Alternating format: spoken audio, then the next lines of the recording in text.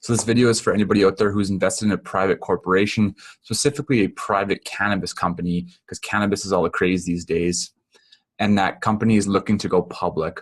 The question is, can you use your capital gains exemption for when that private company goes public?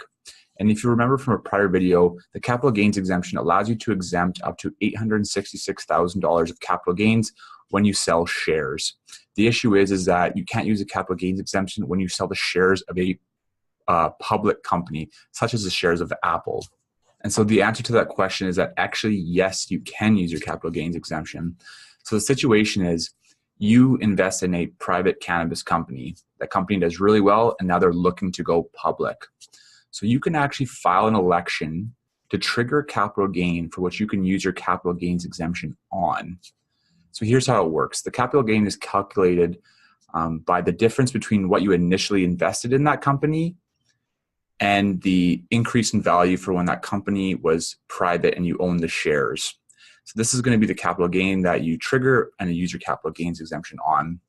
So one important thing is you have to get the value of the company just before it goes public. So this can be tricky, but you can work with that company to figure that out.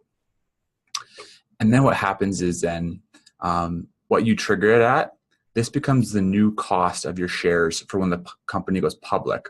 So when the company goes public and does really well, and it increases in value and you sell after it's public, your capital gain is now lower because you have a higher cost base. And so you can't use your capital gain exemption on the increase in value from when the company is public, but you can for when the company was private. So it's important to note that you have to make this election in the year in which the company goes public. You can late file this election for up to 2 years after, but there's pretty significant penalties. And also the cannabis company or the private company has to meet other requirements too as well to use the capital gains exemption.